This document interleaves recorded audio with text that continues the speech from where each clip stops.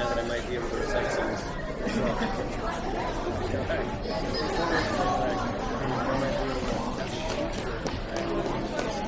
Yeah, actually this year. Yeah. Gettysburg you could do? Not my 7th grade. I could definitely do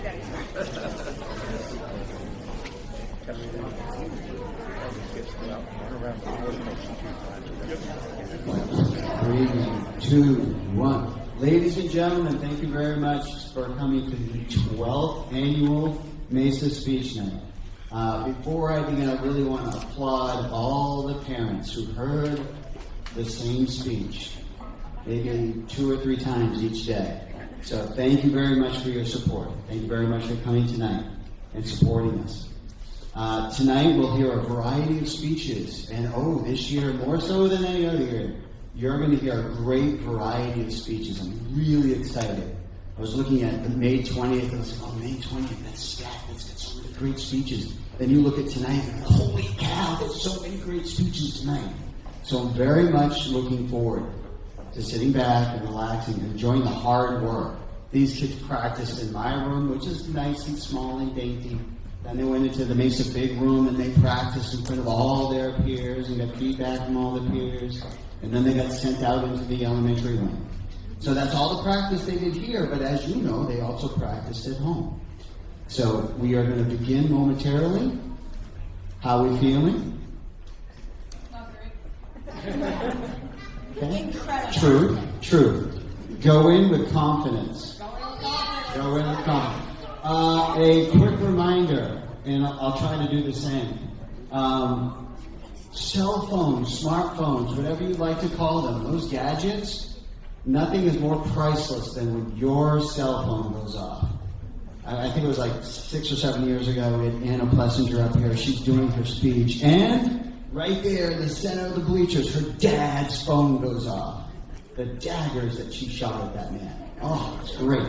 So please take a moment and silence your phones if you could, please, and thank you. All right.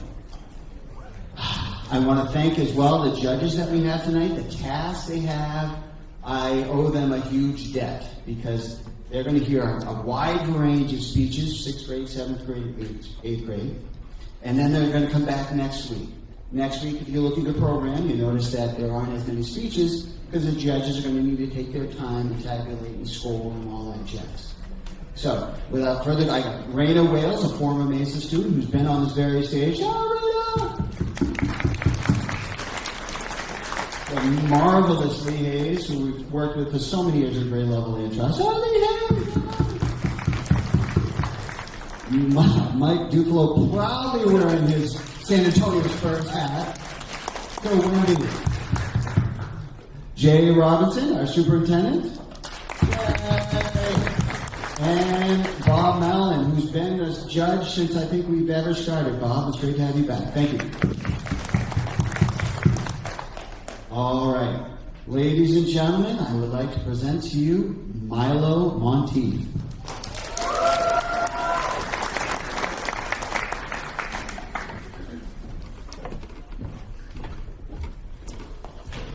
Hello, my name is Milo Monteith. I'm in 6th grade, and I'll be doing Roald Dahl's television.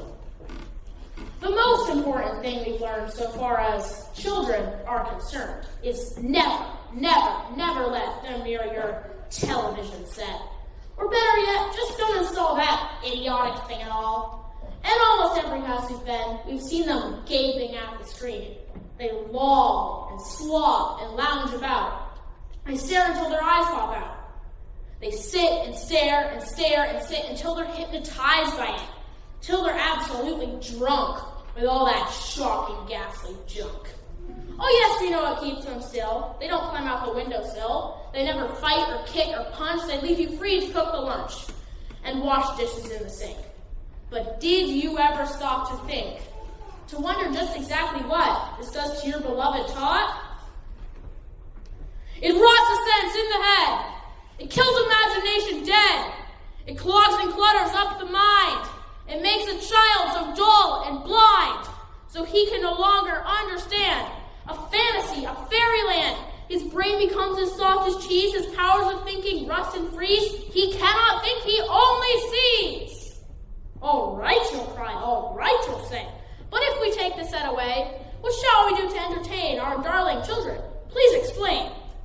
We'll answer this by asking you, what did the darling one used to do? Howe'er they keep themselves contented before this monster was invented. Haven't you forgotten? Don't you know? We'll say it very loud and slow. They used to read. They'd read and read and read and read, and then proceed to read some more. The nursery shelves had books galore, books cluttered up the nursery floor, and in the bedroom by the bed where books were waiting to be read. Such wondrous, fine, fantastic tales of dragons, gypsies, queens, and whales, and treasure isles and distant shores where smugglers rode with muffled oars, and pirates wearing purple pants, and sailing ships with elephants. Oh books, what they used to know, those children living long ago. So please, oh please, we beg, we pray, go throw your TV set away, and in its place you can install a lovely bookshelf on the wall, then fill the shelf with box of books, ignoring all the dirty looks. The screams, the yells, the bites, the kicks, the children hitting you with sticks. Fear not, because we promise you that in about a week or two of having nothing else to do, they will then begin to feel the need of having something to read. And once they start, oh boy, you'll watch the slow growing joy that fills their hearts. They'd be so keen, they'd wonder what they'd ever seen in that nauseating, foul, unclean television screen. And later, each and every kid will love you more for what you did.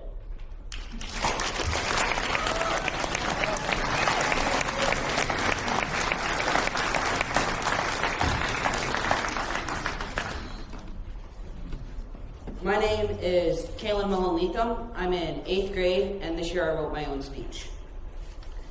Today, I'm here to speak, but to remind us of something we already know deep in our hearts.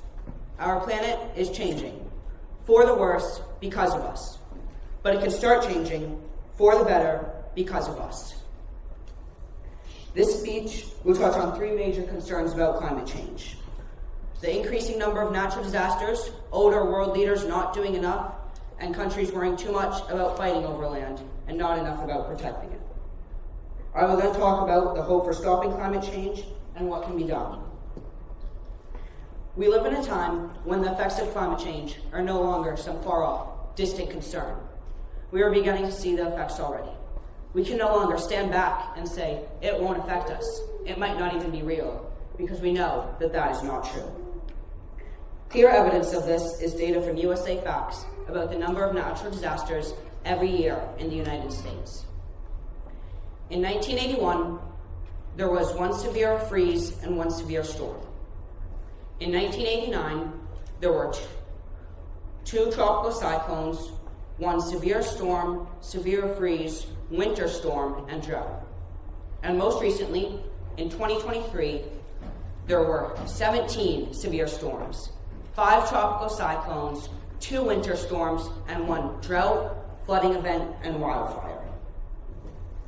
In recent times, we have seen many examples of older world leaders not doing enough for our climate. But all they are doing is handing over a climate with stronger storms, hotter summers, vanishing species, and rising seas to younger generations. A clear example of this is President Trump and some of his actions. Like how he pulled the U.S. out of the Paris Climate Agreement, giving the U.S. no voice in international climate change negotiations and making it so the U.S. doesn't have to follow international climate protocol, giving him the power to do whatever he may like that may affect climate change. Another action by the Trump administration was pausing funding for clean energy projects, giving him and the government the power to spend that money on other things. We are living in dark times for our planet, where countries are spending all their efforts fighting over land and not spending enough of their efforts protecting it. A clear example of this is in the Middle East. A new report put out by the United Nations General Assembly said that more than 200,000 tons of explosives were dropped on Gaza. Moreover, David R. Boyd, Special Reporter for Human Rights and the Environment, noted that Israel's military operations have resulted in massive carbon pollution and contamination of the air, water, and soil. All of this means that no matter who has the land in the end, much of it will be uninhabitable. The use of white phosphorus by Israeli forces has led to severe environmental and health consequences, with long-term exposure causing respiratory diseases and cancer. The head of oncology at El Shifa Hospital in Gaza said he expected cancer rates to double. In the span of 1 month, more than 3.5 million square meters of trees in Palestine were destroyed by Israeli incendiary devices. Protecting the environment should not be about politics. It should not be about land. It should be about people and our planet. Clean air, safe water, healthy food, and a stable climate are all human rights. So what can you do? You can reduce the chemicals you use. Use clean energy over fossil fuels. Reuse what you can. Use less plastic. Push your local governments to have stricter environmental laws. You can pick up trash on your road or on a beach. And most importantly, you can hold our world leaders accountable. We also live in a time of incredible innovation, rising awareness, and growing global unity on climate change. This speech is not meant to make you despair about what is going to happen, because you can control what happens. This speech is meant to make you realize what could happen, and make you realize that if you want our planet to stay a nice place to live, you need to do something about it. This planet is not simply a place we live. It is the only home we will ever have. And just like any home, it needs care, respect, and responsibility. It is not disposable. I believe in what people can do, in the younger generations raising their voices for our planet, in the scientists working tirelessly to find solutions, in communities choosing clean energy over fossil fuels, and most importantly, I believe we can make a difference. Let this be the generation that future generations look back on as the savior to our planet. We will not give up. We will not wait. We will not sit back. We will take action. You don't get hope from hoping, you get hope from doing. And together, we can build a cleaner, greener, and more resilient world. Thank you.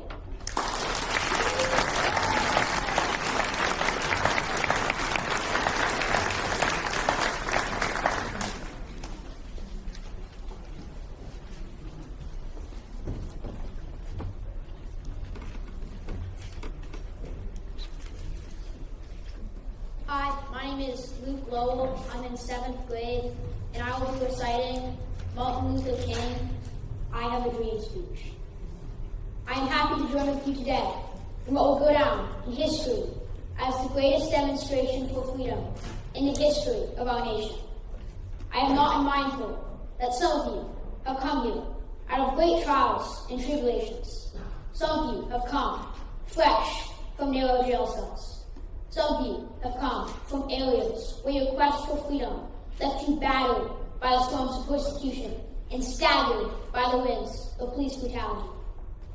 We've all been the veterans of creative suffering. Continue to work with the faith that unknown suffering is redemptive. Go back to Mississippi. Go back to Alabama. Go back to South Carolina. Go back to Georgia. Go back to Louisiana. Go back to the slums and ghettos of our northern cities, knowing that somehow the situation can and will be changed. Let us not wallow in the valley of despair. I say to you today, my friends, so even though we face the difficulties of today and tomorrow, I still have a dream. It is a dream deeply rooted in the American dream. I have a dream that one day this nation will rise up and live out the true meaning of its creed. We hold these truths to be self-evident, that all men are created equal. I have a dream that one day, on the red hills of Georgia, the sons of former slaves and the sons of former slave owners will be able to sit down at the table of brotherhood. I have a dream that one day, even the state of Mississippi, a state sweltering with the heat of injustice, sweltering with the heat of oppression. We transformed into an oasis of freedom and justice. I have a dream that my 4 little children will one day live in a nation where they will not be judged by the color of their skin, but by the content of their character. I have a dream today. I have a dream that one day, down in Alabama, with its vicious racists, with its governor having his lips dripping with the words of interposition and nullification, one day, right there in Alabama, little black boys and little black girls will be able to join hands with little white boys and white girls as sisters and brothers. I have a dream today.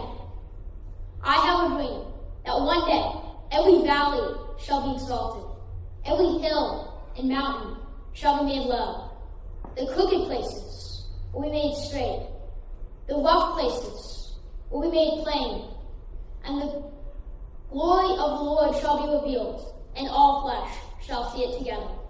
Thank you.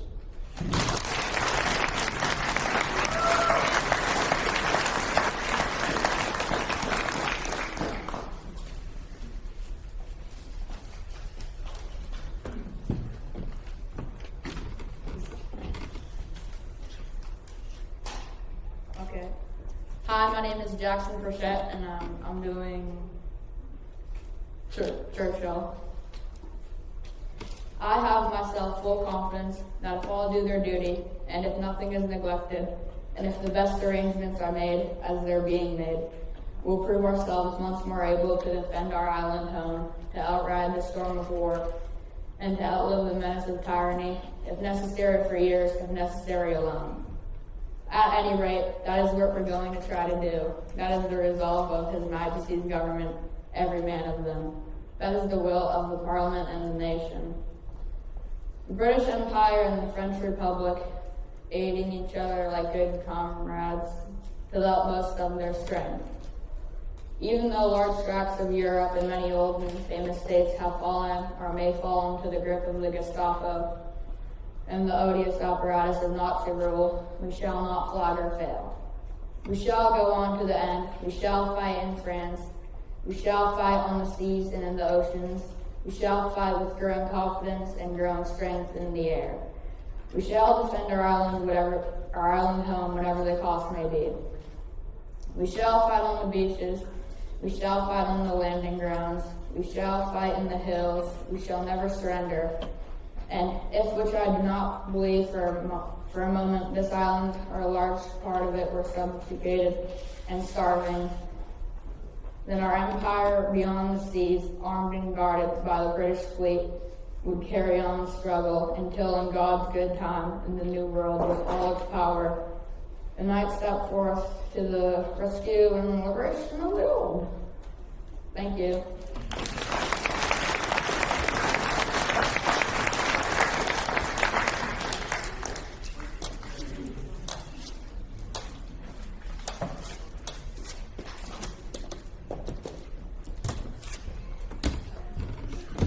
Hello, my name is Jovi McKenzie. I'm in 7th grade and I will be reciting How Dare You by Greta Thunberg. My message is that we will be watching it. This is all wrong. I shouldn't be up here. I should be back in school, on the other side of the ocean. But you all come to us young people for hope. How dare you? You have stolen my dreams and my childhood with your empty words. And yet, I am one of the lucky ones. People are suffering. People are dying. Entire ecosystems are collapsing. We are in the beginning of a mass extinction.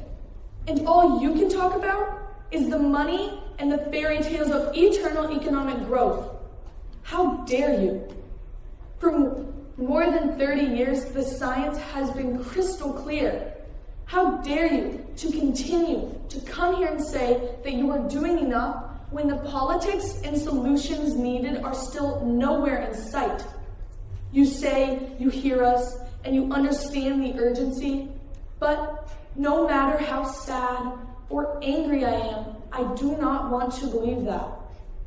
Because if you really understood the situation and kept on failing to act, then you would just be evil, and that I refuse to believe. The popular idea of cutting our emissions levels in half in 10 years only gives us a 50% chance of staying below 1.5 degrees Celsius, and the risk of setting off irreversible chain reactions beyond human control. 50% may be acceptable to you, but those numbers do not include tipping points, most feedback loops, additional warming hidden by toxic air, or the aspects of equity and climate justice. They also rely on my generation, sucking hundreds of billions of tons of your CO2 out of the air with technologies that barely exist. So, a 50% risk is simply not acceptable to us, we who have to live with the consequences.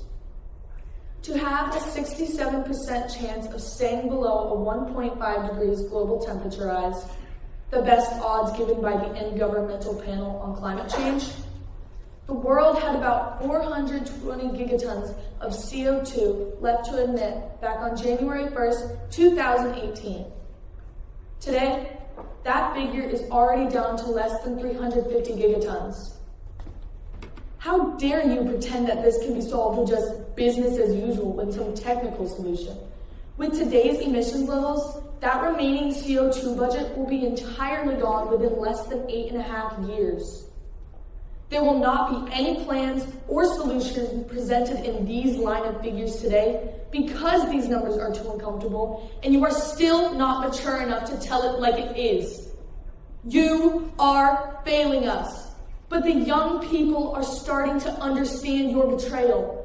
The eyes of all future generations are upon you. And if you choose to fail us, I will say, we will never forgive you.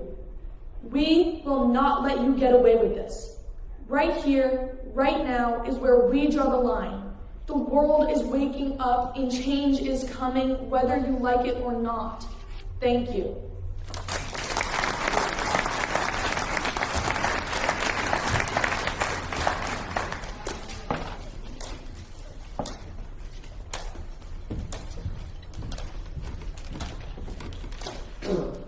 My name is Alex Howard, and I'm here today to talk about the perils of the modern American school system.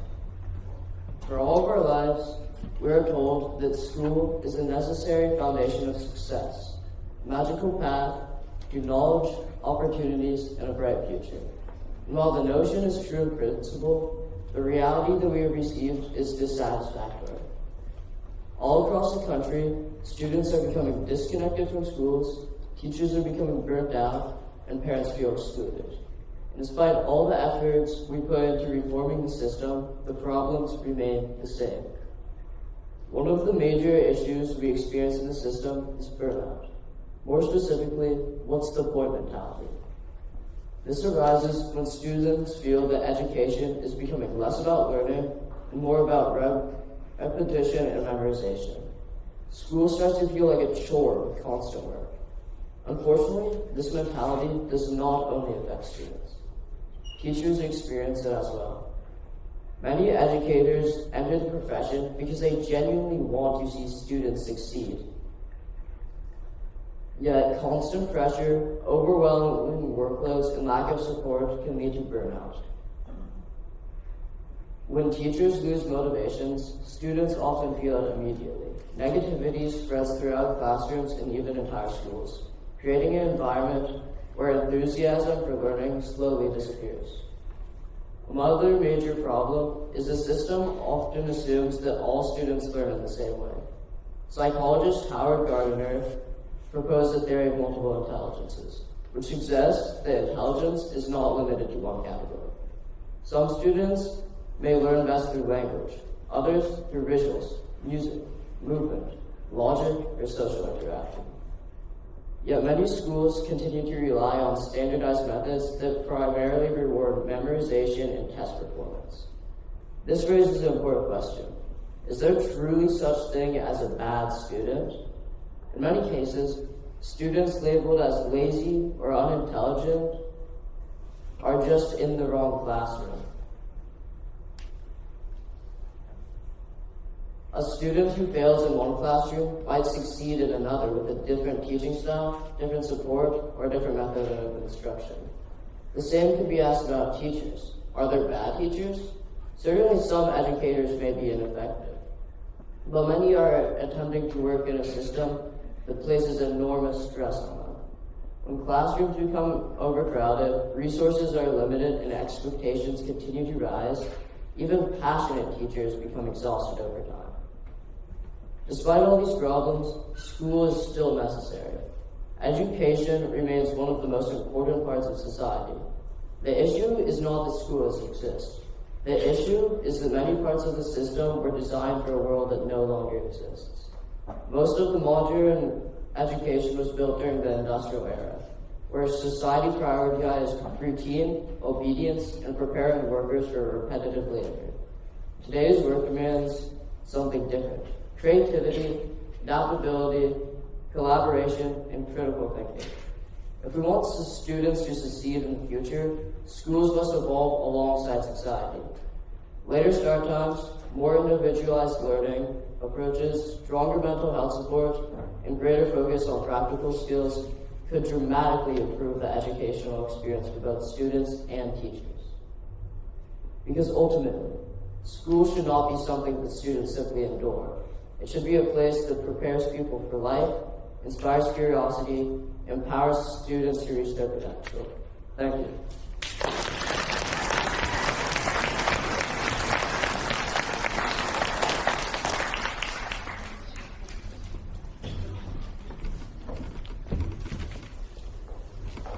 I'm Victor Rubin, and I'm in 8th grade and doing my speech. Imagine a place where anyone can hike, camp, fish, or just relax outside. No ticket, no membership, no permission needed. That's what public land is, and that's why we should have more of it. First, public land gives everyone access to nature. Not all families can afford vacations, private parks, and public land is free and open to all.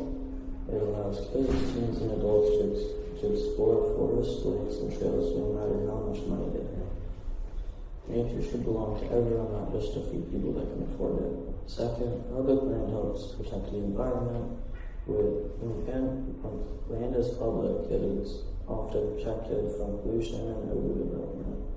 Forests, wetlands, and wildlife habitats are preserved, which helps animals survive and keep ecosystems healthy. These natural areas also help clean air and water, which benefits all of us. Third, public land is good for our health. Spending some time outdoors can reduce stress and improve mental health and encourage exercise. Hiking, biking, and walking on public land can help people stay active while enjoying outdoors instead of sitting inside all day. Finally, public land brings communities together. Parks and public spaces are places where people can gather, learn, and make memories. They also help the local ecosystems by attracting visitors and creating jobs like land management. In conclusion, the public land will more access to better environmental protection, healthy people, and stronger communities. By protecting and expanding public land, we are investing in a better future for everyone.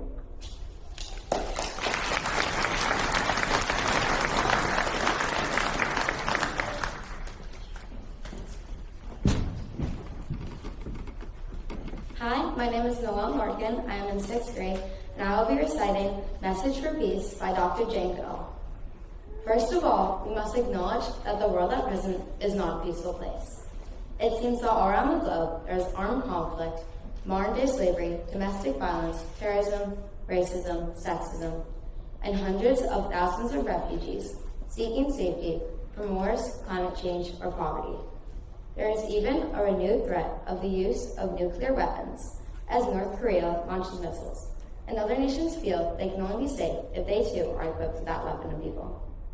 While we humans continue to show unspeakable cruelty toward each other and to other animals, both captive and wild, and continue to wage a ruthless war against the environment, I feel it is forever important to share this, my message of peace. So what message can I give? Most of us are not in any direct influence on major international conflicts, We are all in a position to create a more peaceful atmosphere around us. And for this, it is important to try and cultivate an inner peace, which will only happen when we feel good about ourselves. That is, if we have at least tried. Each day, we interact with other beings on the earth we all share. Sometimes, just smiling can be enormously helpful, or simply speaking a kind word. Perhaps one might start picking up trash that was left on the street, which might otherwise end up polluting or harming the water. If we do this day after day, it becomes second nature, eventually perhaps first nature. This makes us feel good, so we want to do more. Imagine 1 billion people all giving a helping hand each day. Thank you.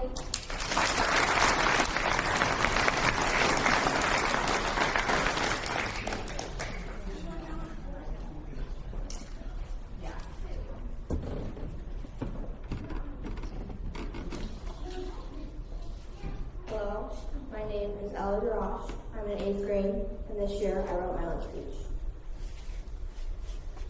Most of you know that I have a younger brother, but you may not know that I also have an older brother. His name is Peter Julian Marcel Darash, but my family calls him PJ. He passed away about 15 years ago, and I never got to meet him because he died before I was born. It is strange to have an older brother, but actually have him here, living with me, in the same house, watching me do my speech right now, supporting me in all of my decisions. I sometimes wish that I had at least been able to experience what it's like to have someone to look up to other than my parents. PJ died from SMA just before he was 9 months old. SMA stands for spinal muscular atrophy. It's like Lou Gehrig's disease, but for babies. SMA is a rare genetic disease that parents pass down through DNA. Babies with SMA do not produce a protein that protects your nervous system. Without your nervous system, your muscles will stop working, and eventually you will no longer be able to breathe. At his birth, PJ was as strong as he was ever going to be. My parents realized he wasn't reaching his milestones, so they had an occupational therapist evaluate him.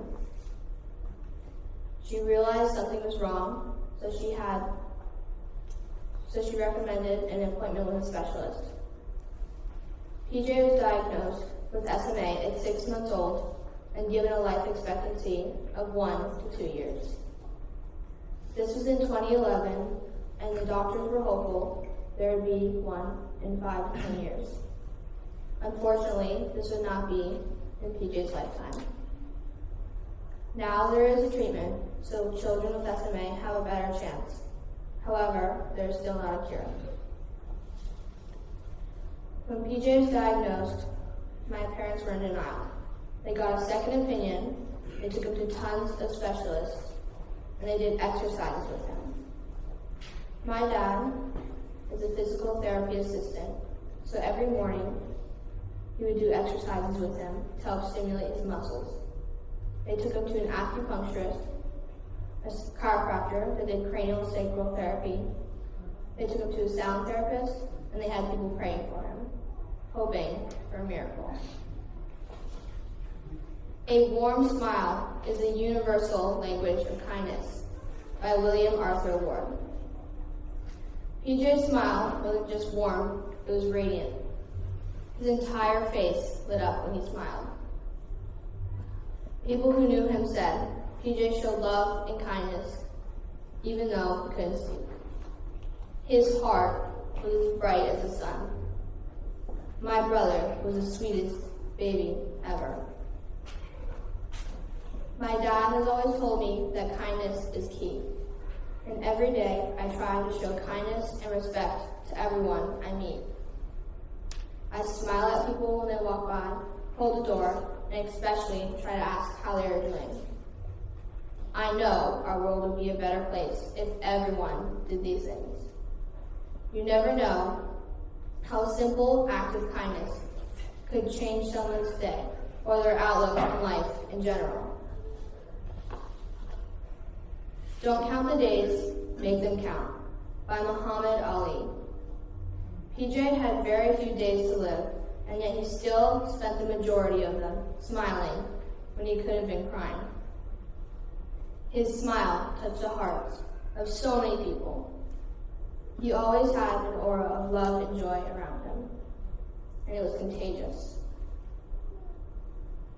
He could make people smile, not with his words, but with his own smile.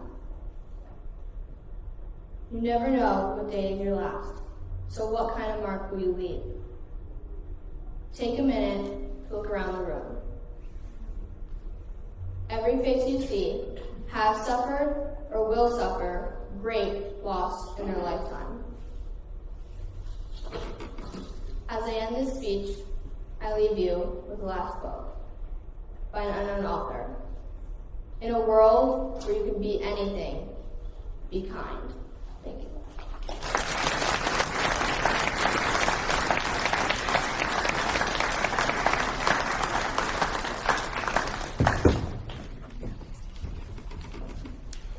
Good evening. My name is Holly Pierce. I'm in the 7th grade, and the speech I'm going to recite to you is This Is Water by David Foster Wallace. There are these two young fish swimming along when they happen to come across an older fish who nods and says, "Morning, boys. How's the water?" The two young fish swim on for a while until one looks over at the other and says, "What the heck is water?" The point of the story is that the most obvious, important realities are often hardest to see. A real education isn't about filling you with knowledge, it's about learning how to think. And that means learning how to choose what to pay attention to and how to construct meaning from experience. Here's another story. Two men sit at a bar in the Alaskan wilderness. One religious, the other an atheist. They argue about the existence of God. The atheist says, "It's not like I haven't tried. Last month, I was caught in a blizzard, lost and freezing. I prayed, 'Oh God, if you're real, help me.' And sure enough, two Inuits came by and showed me the way back to camp." The religious man says, "Then you must believe now, right?" The atheist replies, "Nah, man, that was just two Inuits." The same experience, two completely different interpretations. The real point isn't about religion, it's about arrogance. The blind certainty that your own perspective is the truth. Real thinking requires awareness and humility. Because in the day-to-day trenches of life, you'll face boredom, frustration, and routine. And if you operate on your default setting, that everything is about you, you'll be miserable. But if you choose to see differently, even ordinary moments can become meaningful. This freedom, to decide how to think and what to worship, is the real value of education. Everyone worships. The only choice is what? Worship money and things, and you'll never have enough. Worship power, and you'll end up afraid. Worship intellect, and you'll feel like a fraud. The trick is keeping truth and awareness alive in daily life. The kind of freedom that matters involves attention, awareness, and caring about others in countless small ways every day. That is real freedom. That is being educated in way. This is war. I wish you way more than luck.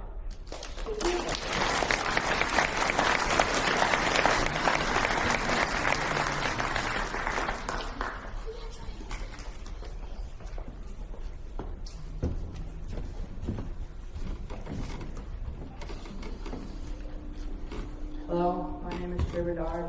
I'm in 7th grade, and I'll be reciting Churchill, We Shall Fight on the Beaches. I have, myself, full confidence that if all do their duty, if nothing is neglected, and if the best arrangements are made, as they are being made, we shall prove ourselves, once more, able to defend our island home, to ride out the storm of war, and to outlive the menace of tyranny, if necessary for years, if necessary alone. At any rate, that is what we are going to try to do. That is the resolve of His Majesty's government, every man of them. That is the will of Parliament and the nation. The British Empire and the French Republic, linked together in their cause and in their need, will defend to the death of their native soil, aiding each other up like good comrades to the utmost of their strength. Even though large tracts of Europe and many old and famous states have fallen, or may fall, into the grip of the Gestapo and the odious apparatus of Nazi rule, we shall not flag or fail. We shall go on to the end. We shall fight in France. We shall fight on the beaches. We shall fight with growing confidence and growing strength. In the air, we shall never surrender. And if, which for a moment I do not believe, this island, or a large part of it, were subjugated and starving, then beyond our empire, beyond our seas, the British fleet would carry on the struggle until, in God's good time, the New World, with all its power and might, steps forth to the rescue and the liberation of the old. Thank you.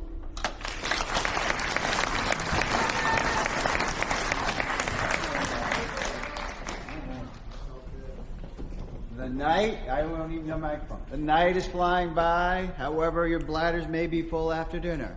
So we're going to give you a solid 5. Solid 5, and then we're right back. We're going to finish. Let's go.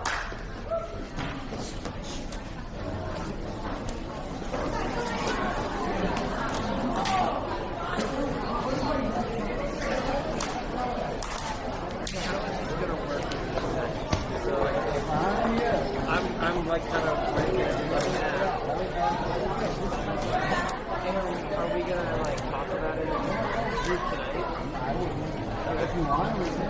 No, I didn't know. What's your top 5 tonight? I think the top 5, we're going to take a look at it. Maybe by the time we get there, we can get it back on. Do I keep this or do You? Well, I can hold on to it. Okay. I don't want to come up here. Okay, that's a problem. But You're missing one? yeah, we're missing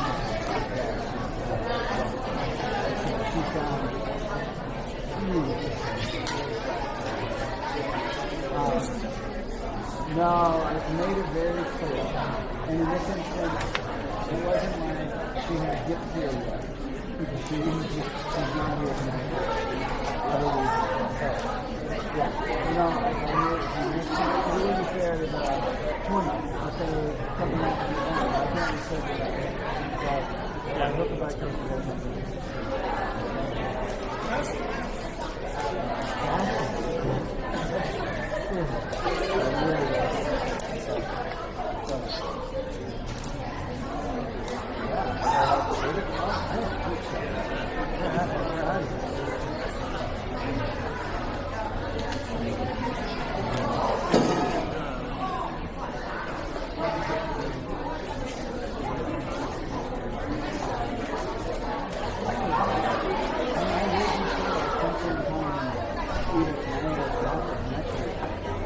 It's not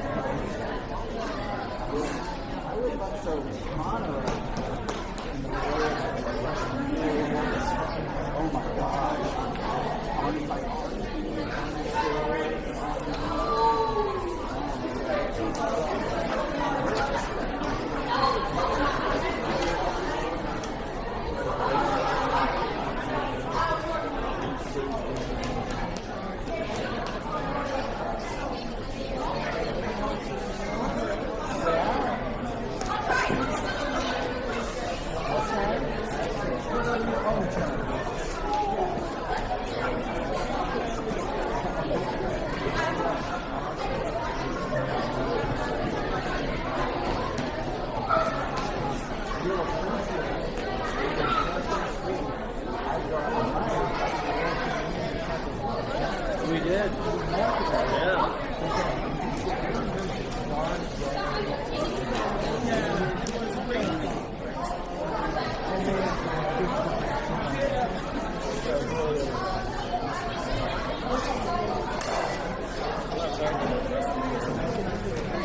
Yeah. Yeah, it was a nice spot. It worked out well. We just needed, small screen this time of year.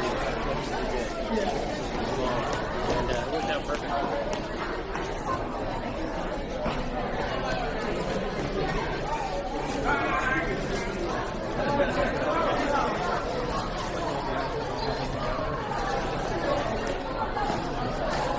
Am I good to go, Jeremy?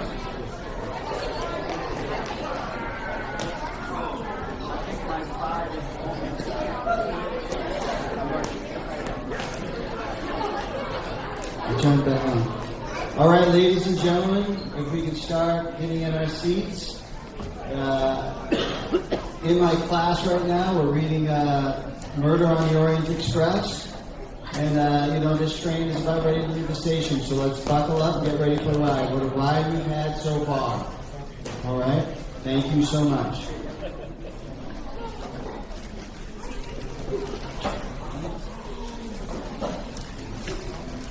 All right, we will begin our second half with Bella Rossi.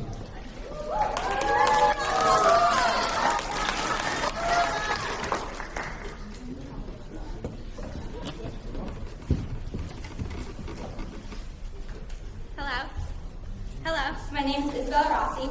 I'm in 8th grade, and this year I wrote my own speech. I was born in Florida, but I've lived in Maine since I was 1. Both my mom and dad were born in Puerto Rico. For kids growing up in Puerto Rico, the Puerto Rican culture is a pretty normal, everyday thing for them. But for me, growing up in Maine, where very few are Puerto Rican, growing up with my culture has been a bit different. When I was younger, I started noticing how I was different from my friends. I wondered why they didn't celebrate holidays like I did, or why they didn't eat the same food I did. I remember one time, one of my friends asked me why I didn't call my parents mom and dad like they did. I said that I do call them mom and dad, except in Spanish. Kids are curious, so of course they're going to ask questions. But the more questions I got, the more my confidence in my culture shrunk. It wasn't the questions, but more how I didn't find anyone that could share that part of me with. I lacked confidence in knowing my culture and knowing others my age that are like me. The good thing, though, was that I had a school that made me feel included, even I didn't feel confident in who I was. And I was, and still am, blessed to have friends that accepted me and my culture. They try Puerto Rican food when they come over, and don't seem to mind the salsa music my parents are playing in the background, or my parents sharing some fun story from Puerto Rico.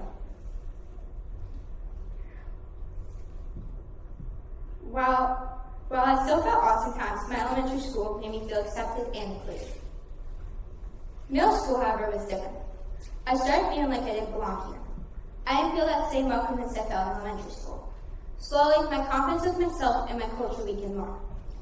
Being one of the only brown girls in school wasn't really something different for me, but being at a new school and wanting to fit in was. When I would spend time or visit my family, I always became proud of my culture because I was surrounded by it. But when I would come back home, the confidence would slip away. I felt like I was either too Puerto Rican in Maine or too much of a Mainer with my family. All of a sudden, I felt out of place. On my softball team, in school, everywhere around me. Even when I forget that I was different, something or someone would always remind me. I felt like I didn't belong in this town, even though I'd grown up here. Then, I went to Puerto Rico last August. I got to experience my culture firsthand. I got to see people like me and hear familiar music everywhere that my parents always play. Though I didn't feel out of place, I was often reminded of how much I didn't know about my own culture. I didn't know a lot of the food Puerto Ricans eat, just the ones my parents can find ingredients for them to make at home. Or when my grandma visits from Boston. But I got to taste and see food I'd never seen. I also was very lost when it came to the language.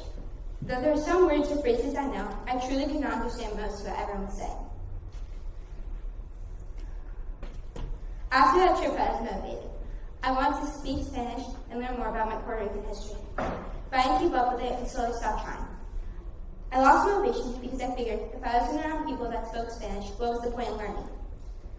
My parents started to plan a trip to Puerto Rico to go for longer because they wanted me and my siblings to experience the culture more. So in January of this year, I went to Puerto Rico again, this time for a month. changed my view on everything. For once, I wasn't embarrassed in my culture, but proud of it. Spending a month eating food on my island, going to famous places that explain the history of our culture, I realized how much I was enjoying it. This time, coming back home to Maine felt different. I came back, and I was once again inspired to learn more about my culture. But this time, it was different. That's when and why I decided to share my speech about my experience, in hopes that others see that we are all different, and that is a great thing. We should celebrate our differences. And yes, I was nervous to share this part of myself, to say my fears and say my feelings out loud. But I realized that it's important to speak up for ourselves and others. I also learned that even though I wasn't born in Puerto Rico or grew up there, it is still important for me to know and be proud of my culture. And I want to share that part of me because we all should get to show the world who we all are and be proud of our culture. I am happy to live in Maine. I love my life here, but at times I felt that this wasn't my home.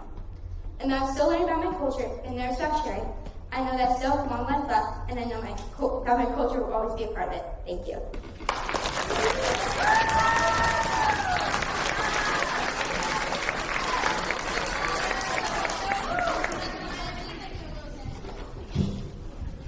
Hello, my name is Lucas Rossi. I'm in 6th grade, and I'll be reciting If by Rudyard Kipling. If you can keep your head when all about you are losing theirs and blaming it on you. If you can trust yourself when all men doubt you, but make allowance for their doubting too. If you can wait and not be tired by waiting or being lied about. Don't deal in lies or being hated. Don't give away to hate. And yet, don't look too good nor talk too wise. If you can dream and not make your dreams your master. If you can think and not make your thoughts your aim. If you can meet with triumph and disaster and treat those to impostor just the same. If you can bear to hear the truth you've spoken, twisted by knaves to make a trap for fools, or watch the things you gave the left to stew and build them up with worn-out tools. If you can make one heap of all your winnings and risk an all of one turf of pitch and toss and lose and start again at your beginnings, and never read the word about your loss. If you can force your heart and nerve and sinews to serve you long after they are gone, and so hold on, for there's nothing in you except the will which says to them, hold on. If you can talk with crowds and keep your virtue, or walk with kings, nor lose the common touch. If neither foe nor loving friend can hurt you, if all men count with you, but none too much. If you can fill the unforgiving minute with 60 seconds worth of existence for yours is the earth and everything that's in it, which is more. You'll be a man, my son.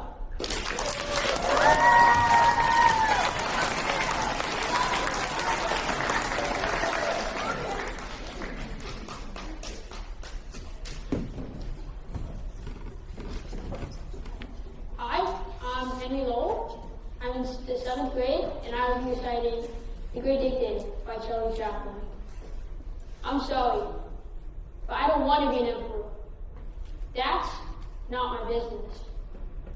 I don't want to rule or conquer anyone. I just like to help everyone, if possible. Jew, Gentile, black man, white, we all want to help one another. Human beings are like that. We want to live by each other's happiness, not by each other's misery. We don't want to hate and despise one another.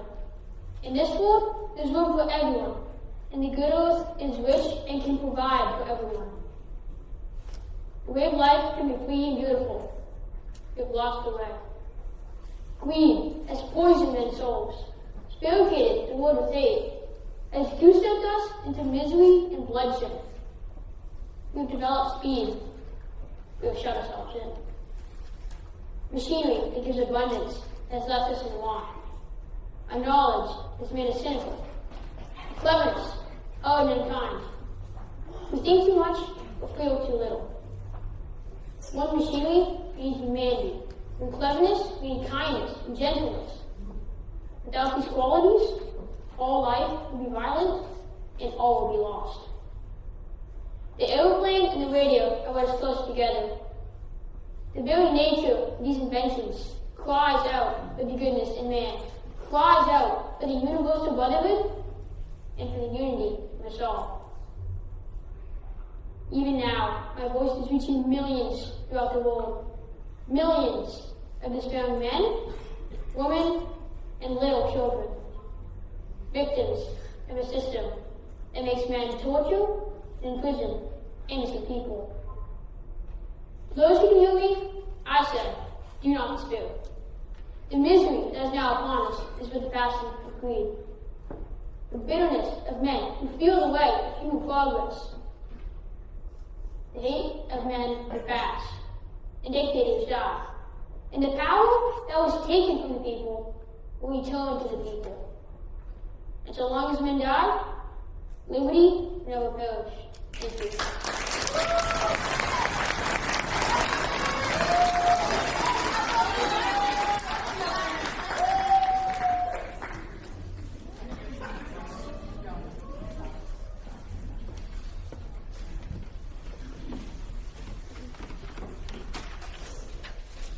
Good evening.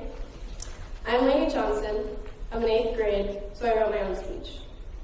Social media is changing lives. No, I don't necessarily mean that in a positive way, even though sometimes it can be. I'm mainly targeting the effect that social media has had on teenagers, mentally and physically. What is the point of it? Entertainment? But what's so entertaining? All you end up doing is staring at everything you must have and must look like for hours on end.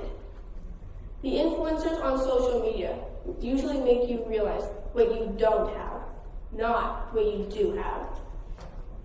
I remember all the time I've spent on a very popular app called TikTok. I never went on TikTok for help or to look something up.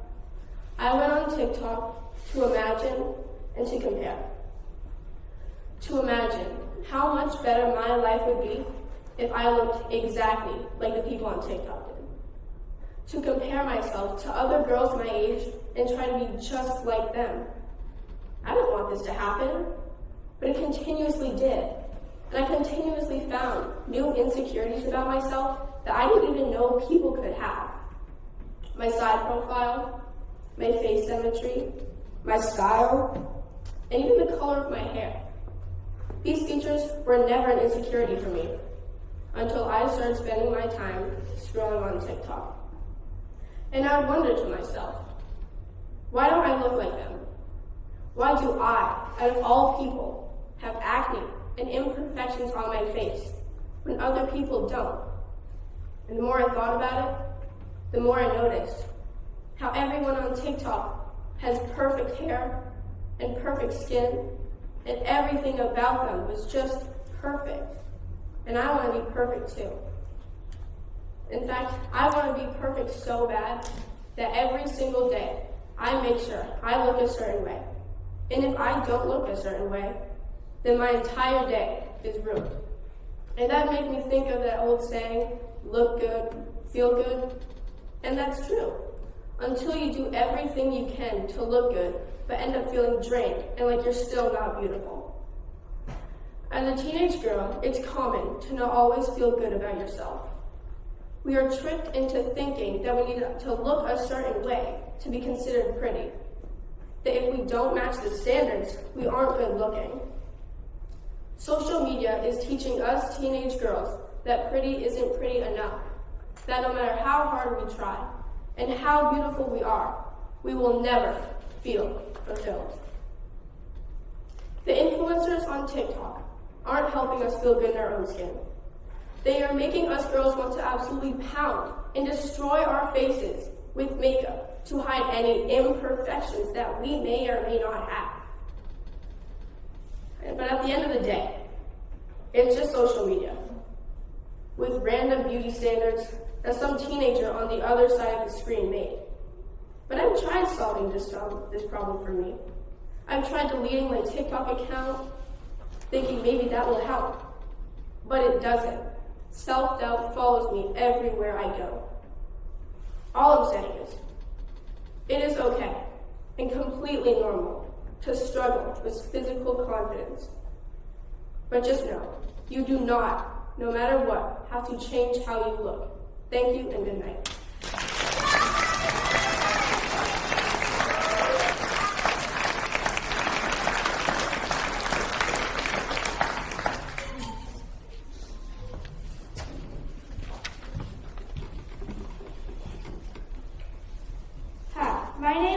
Valley Jam Set. I'm in 6th grade and I will be reciting Spanish Armada. My living people, we have been persuaded by some that are careful of our safety to take heed of how we commit ourselves to our multitude. For fear of treachery, but I assure you I do not desire to live to just trust my faithful and loving people. Let try and fear. I have always so behaved myself that under God I have placed my chiefest strength and safeguard in the loyal hearts and goodwill of my subjects. And therefore I come amongst you at this time, not for my recreation and disport, but being resolved in the midst heat of the battle, to live and die amongst you all, to lay down for my God, and for my kingdom and my people, my honor and my blood, even in the dust.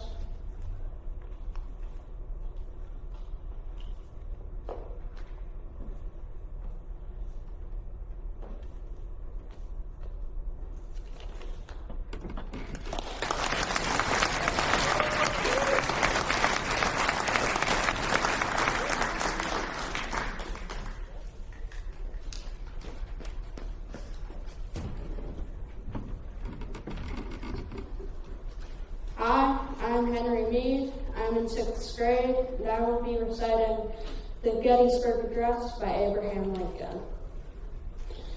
407 years ago, our fathers brought forth on this continent a new nation, conceived in liberty and dedicated to the proposition that all men are created equal.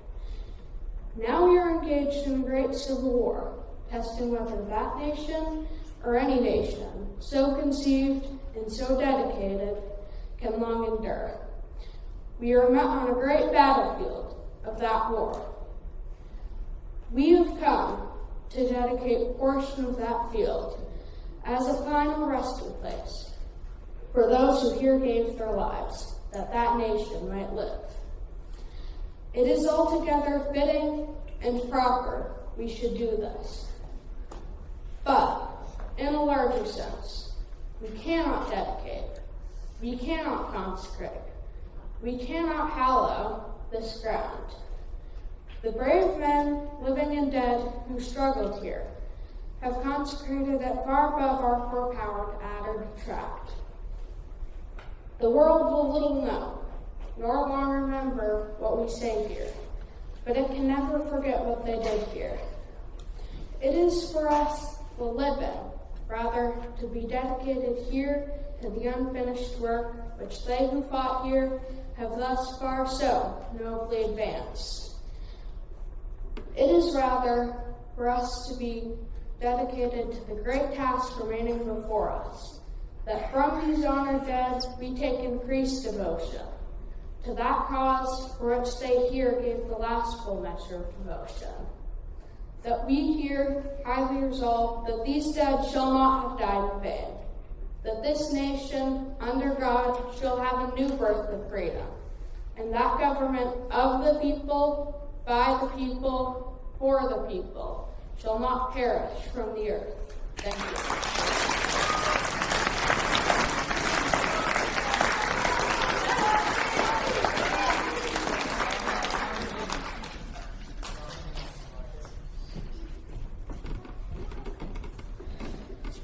Hello, my name is Robbie Taylor Pond, and before I get into the speech, I want to say this is theater. It may be somewhat shocking, but it's cartoon violence, it's theater, it's fictional, don't worry. You're waiting at the station. It's 5 minutes to go before your train takes off. On the pedestrian bridge, you see a young mother pushing a pram. She's running to catch the train, but you're already taking off. Why is that? It's 5 p.m., rush hour, Friday afternoon. It's going to be a busy train, but you're only pulling 2 carriages. People are getting crushed. Some can't even get to the door that theirs stops. They demand more carriages, but you're not listening. You've even given up caring. They're cattle. They mean nothing to you. Why is that? You're approaching a tunnel. In the distance, you see a fellow engine, a colleague. He's been walled in, and his rails have been taken away.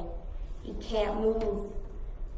He had no fire, and so can't call to you for help. All he can do is look at you, hoping you will come to his aid. But you're not helping him. You're laughing at him. Why are you doing that? Your friend is drowning. Trucks have pushed him into the docks. The water is starting to rise up to his nose. He's beginning to suffocate. As his brain asphyxiates, he sees you smiling at him. You're letting him die in smiling. Your friends are all gone. The people have turned their backs on you. Only one man still remains. Only one man has stayed by your side. You should be thankful, but you're not thanking him. You're killing him. You're lifting him up, and in front of his wife and son, you're tearing him apart. That's what you did. Didn't you? Didn't you? Didn't you? Thank you.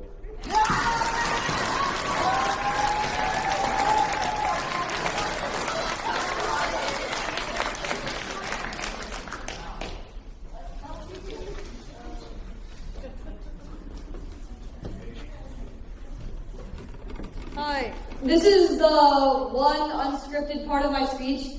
Just like the last person's speech, my speech covers very sensitive topics. And if you have young children that you would not like to expose to those sensitive topics, they might want to leave the room or something else similar. Thank you. My name is Tashi Williams, and this year I wrote my own speech. Imagine you are standing in a doorway, leading to a hallway containing millions of doors. The farther you go through the building, the more incredible the things behind the doors are. But in front of you, on the floor, is a never-ending bed of nails that you will have to pass through to get to any doors. This is how I view my life. When I am in this situation, trying to move forward, I sometimes feel the need to stand still, turn back, or even close the doorway. This is how I view suicide. Suicide is a complicated and controversial topic. Many people are scared of the word itself, but learning about the symptoms of depression can also teach you to stop what's causing it before it's in full effect. Suicide is not a faraway thing anymore. In the past few years, teen suicide rates have skyrocketed. Suicide isn't just important to learn about, it's crucial. One of the major misconceptions about it that I want to get out of the way is that it is very similar in essence to self-harm. But I believe they have very different psychological backgrounds behind them. I personally don't have any experience with self-harm, but I did as much research as I could on the topic. And I believe I found my main answer in Psychology Today, Understanding Suicide and Self-Harm. Some of the main topics of self-harm that I found include emotional numbness, coping with life, and the feeling of the self-infliction of pain that reassures them that they are still alive, almost as if they are already feeling completely detached from life. On the other hand, suicide, or the taking of one's life, is mainly contemplated because of the copious amounts of stress with no other escape. To escape from the pain and suffering of life, not burdening those around you, but not burdening yourself with others around you. Suicide is separation from everything, hiding what you feel and leaving behind a trail of shame through your life. So much costs that others could not even contemplate why you would do such a thing. And in the right headspace, neither could you. When I was in 7th grade, it was so hard for me to keep up with my homework because I was new to the school environment and didn't have much practice managing assignments. This caused a lot of stress in the home and arguments about how to balance school and recreation. One night, when we had a very big argument, something broke inside me, and I ran over in a blind rage and struck my head against the chest freezer multiple times in an attempt to end my life. When my parents realized what was happening, they quickly pulled me away from the freezer and hugged me tight. After that experience, we had many conversations about how to handle my depression, and they even hired a therapist for me. My parents may not be perfect, but they do try their hardest for me. So I beg you, talk with your child about how they are feeling, look for signs, do research, and if your child is in a state of depression, do what you can to help them before it's too late. Thank you.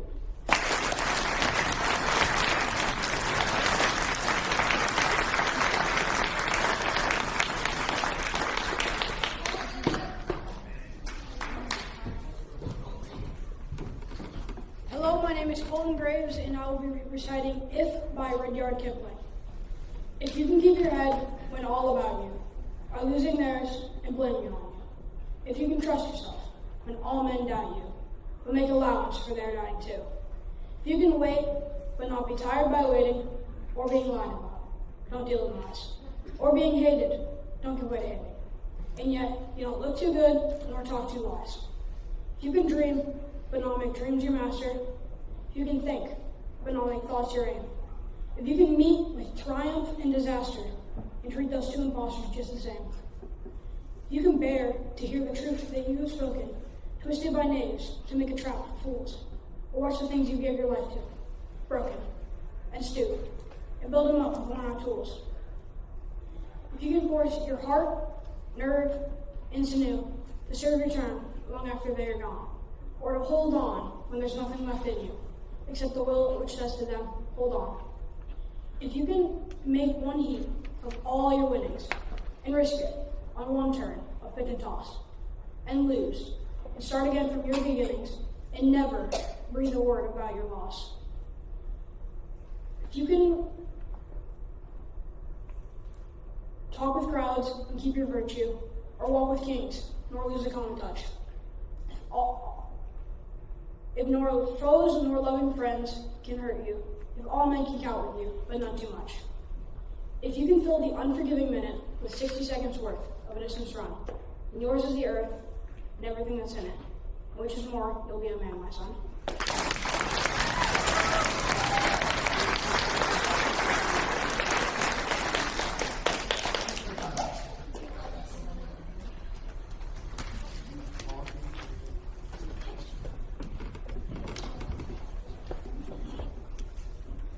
Hello, I'm Benji Drake. I'm in 6th grade, and I will be reciting I've Been to the Mountaintop by Martin Luther King Jr. All we say to America is, be true to what you said on paper. If I lived in China, or Russia, or any other totalitarian country, maybe I could understand some of these illegal injunctions. Maybe I could understand the denial of certain basic First Amendment privileges, because they hadn't committed themselves to that over there. But somewhere, I read of the freedom of assembly. Somewhere, I read of the freedom of speech. Somewhere, I read of the freedom of press. Somewhere, I read that the greatness of America is the right to protest for right. And so just as I say, we aren't going to let any dogs or water hoses turn us around. We aren't going to let any injunction turn us around. Let us rise up tonight with a greater readiness.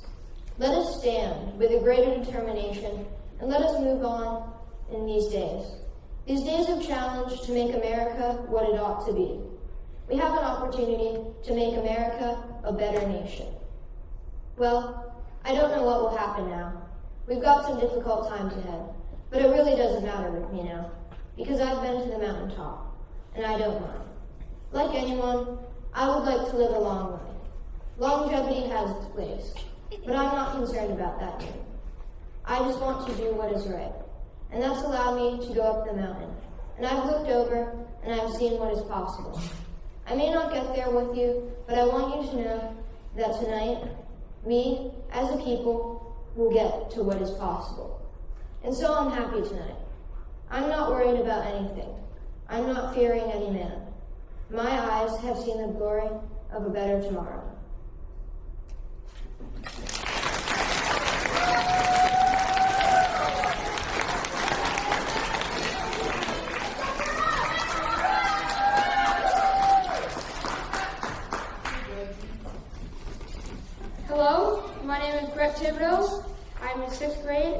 reciting the Gettysburg Address by Abraham Lincoln. 407 years ago, our fathers brought forth on this continent a new nation, conceived in liberty and dedicated to the proposition that all men are created equal. We are now engaged in a great civil war. We have come to dedicate a portion of that field as a final resting place for those who here gave their lives, that that nation might live.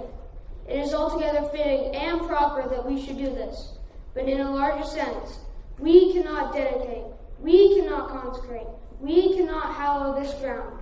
The brave men living and dead who have struggled here have consecrated it far above our poor power to add or detract.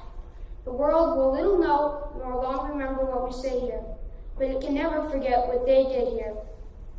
It is rather for the living, to be dedicated here to the great task remaining before us, that from these honored dead we take increased devotion to that cause for which they gave their last full measure of devotion. It is rather for us to be here dedicated to the great task remaining, that from these honored dead we take increased devotion to that cause for which they gave their last full measure of devotion. That we here have the resolve that these dead shall not have died in vain, and that this nation, under God, shall have a new birth of freedom, and the government of the people, by the people, for the people, shall not perish from this earth. Thank you.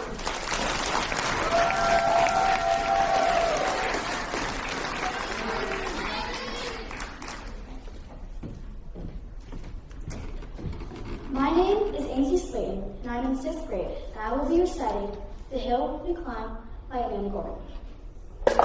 When day comes, we ask ourselves, where can we find the light in the never-ending shade? The loss we must carry, the sea we must wade. We've braved the belly of the beast. We've learned that quiet is known as peace. The norms and notions of what just is isn't always justice. And yet the dawn is ours. Before we know it, somehow we do it. Somehow we've withered and witnessed a nation that isn't broken, but simply unfinished. Yes, we are far from polished, far from prestige, but that doesn't mean we're striving to form a union that is perfect. We're striving to form a union with purpose, to compose a country committed to all cultures, colors, characters, and conditions of man. So we lift our gaze on not what stands between us, but what stands before us, because we know to put our futures first. We must lay down our arms so we can reach our arms to one another. We seek harm to none and harmony to all. Let the globe, if nothing else, speak this is true. That even as we grieved, we grew. That even as we hurt, we hoped. That even as we're tired, we tried. Because we'll know we'll forever be tied together. Victorious, not because we'll never again know defeat, but because we'll never again show division. Scriptures tell us to envision ourselves under our own vine of victory, and no one shall make us afraid. If we were to live up to our own time, the promise won't lie in the grave, but in all the bridges we made. That is the promise to wait. The hill we climb if we only dare.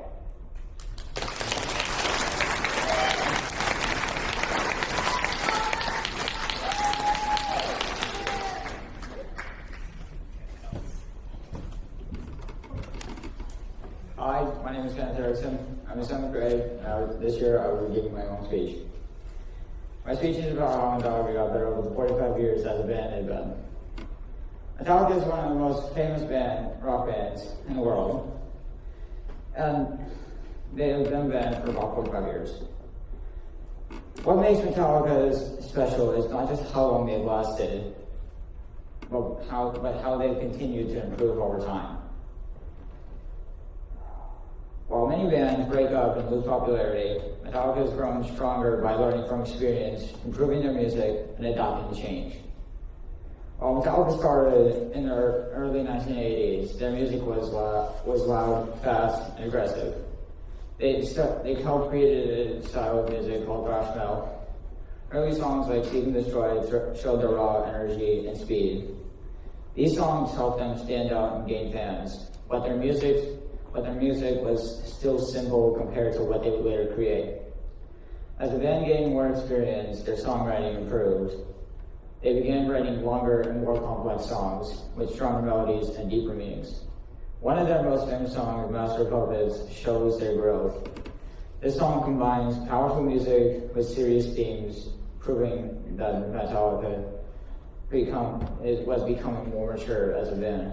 Today, this song is considered one of the greatest metal songs ever written.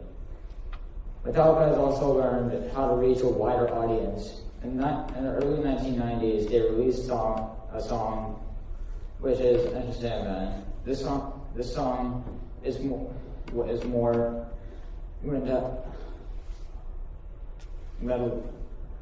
melodic and emotional than their earlier songs. Enter Sandman became one of the most recognizable rock songs of all time, while showing a softer, more personal side of the band. These hits helped Metallica become popular around the world. Another way Metallica got better was through their lyrics. Often songs focused on power and aggression, but later songs talked about serious topics like war, fear, and personal struggles. A good example is one which tells a powerful story and makes listeners think. This shows that Metallica was not just focused on sounding heavy, but also sending important messages. Their live performances were another area where they can improve. In their earlier years, their shows were energetic, but sometimes unorganized. Today, Metallica is known for huge professional stadium concerts with a song "For Whom the Bell Tolls," which is a crowd favorite that shows how powerful they still are on stage. Even after 45 years, they still continue to put on exciting performances. Metallica has improved because they're willing to take risks. Over the years, they have tried new sounds and styles. Not every change was popular at first, but the band learned from these experiences. Instead of quitting, they used their mistakes as lessons and continued to move forward. This helped them stay relevant. In conclusion, Metallica got better over their 45 years as a band by improving their songwriting, growing as musicians, and creating some of the greatest hits in rock history. Song Orion shows how they evolved over time. Their success proves that with experience, hard work, and the willingness to grow, a band can continue to improve over the decades. If it wasn't for my dad, I wouldn't have been able to make my speech. Thank you.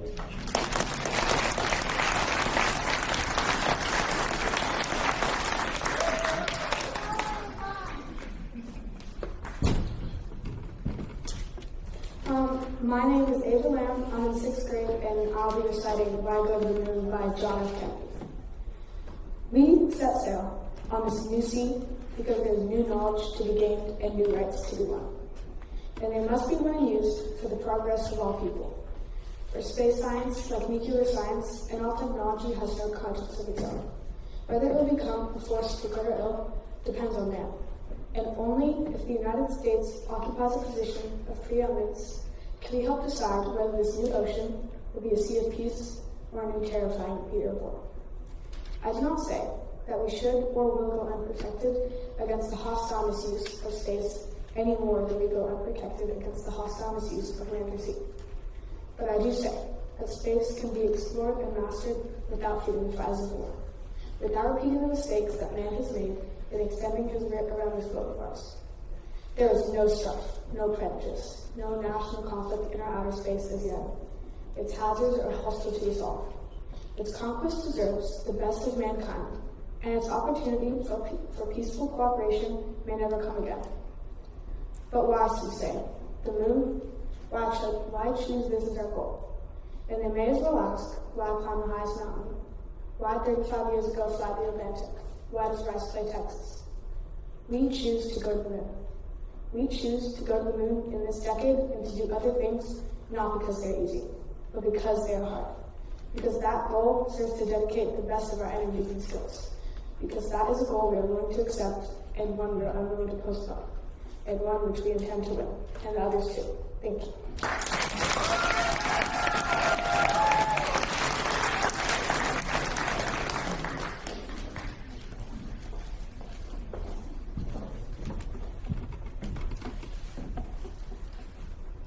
My name is Sparrow Bigford. I'm in 8th grade, and I will be reciting Desiderata by Max Ehrman.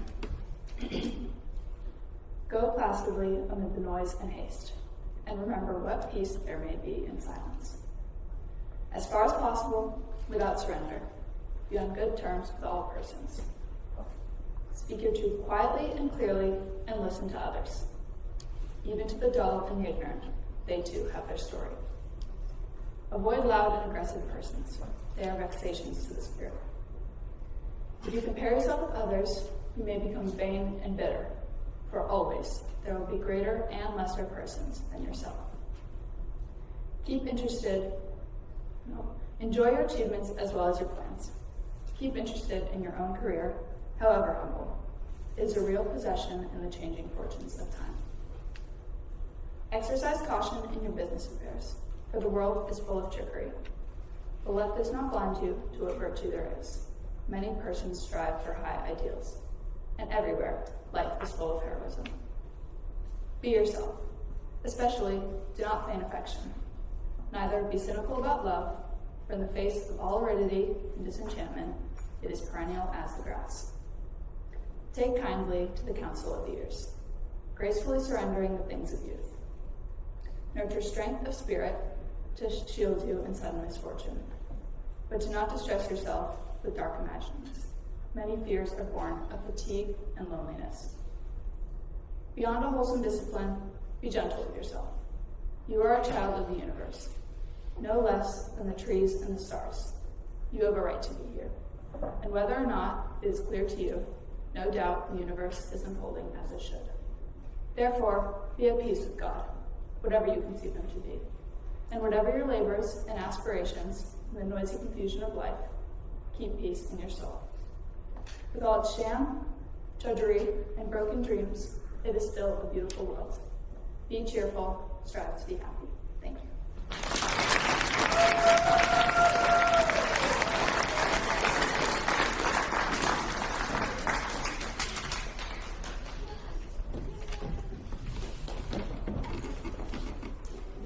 Hi, my name is Keelan Bolt. I'm in 7th grade and I wrote my own speech.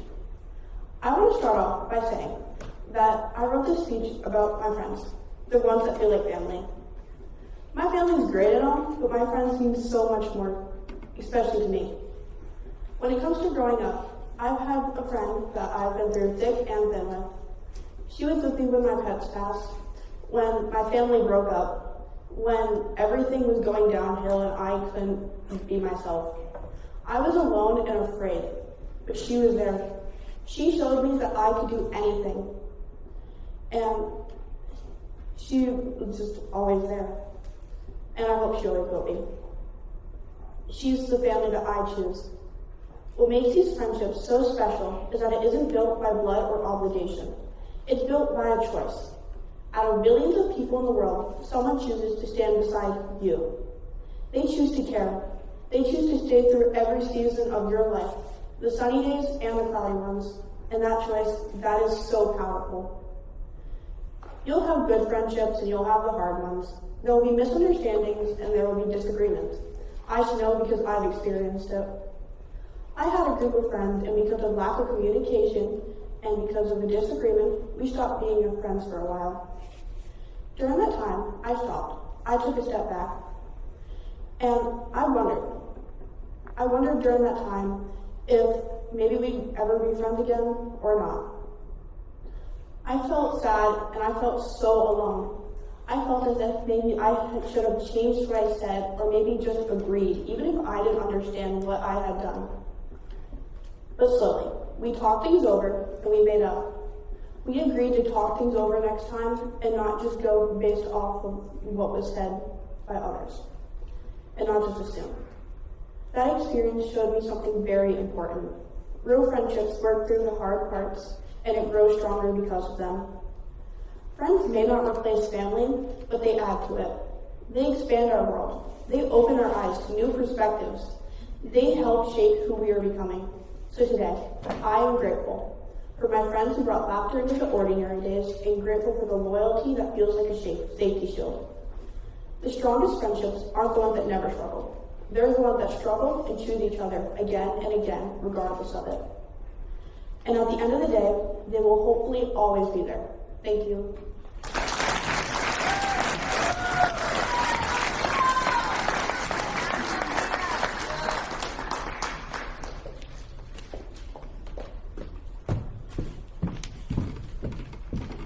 Hello, my name is Sophia Murray. I am in 7th grade, and I'll be reciting Malala's address to the United Nations speech. Dear friends, on 9th October 2012, the Taliban shot me on the semi-pro.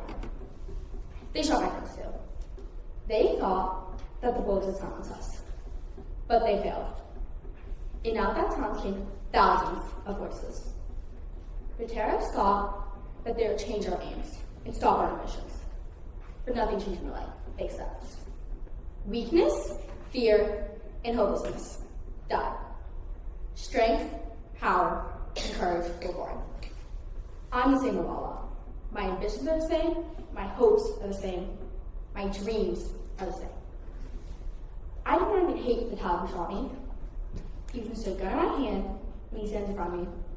I will not shoot.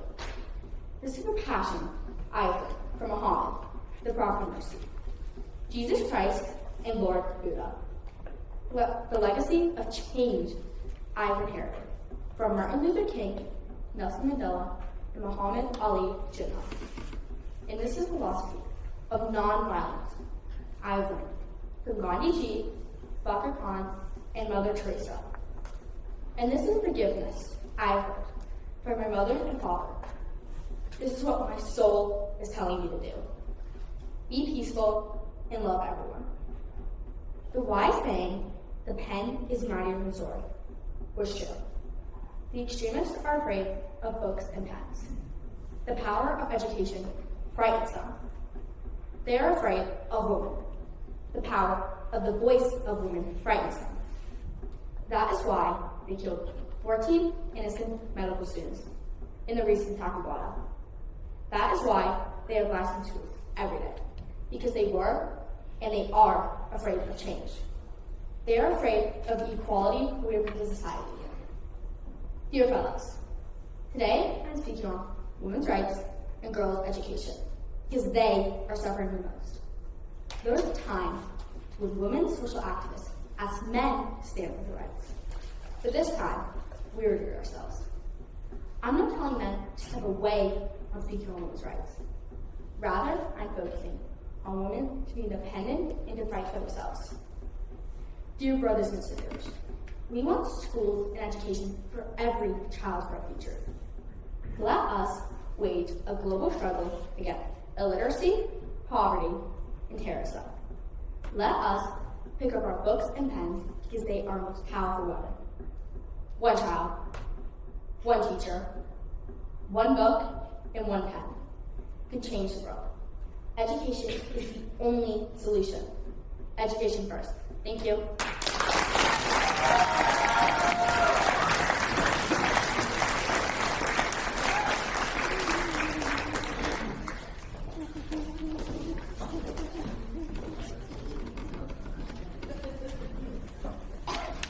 All right, if you're at 734, you won. If you picked, we would be down to 734. Congratulations to everybody. That was amazing. Now, if you can only imagine if we had the other half of MESA come up, we'd be over right around 10 o'clock, right? So I'm glad we're splitting it up into 2 nights. You are more than welcome and invited to come to the second night. To my students, I am so proud of you on so many different levels. So many of you gave your best speech tonight. So many did. You peaked tonight at prime performance. And that was great. So yes, please. That was great.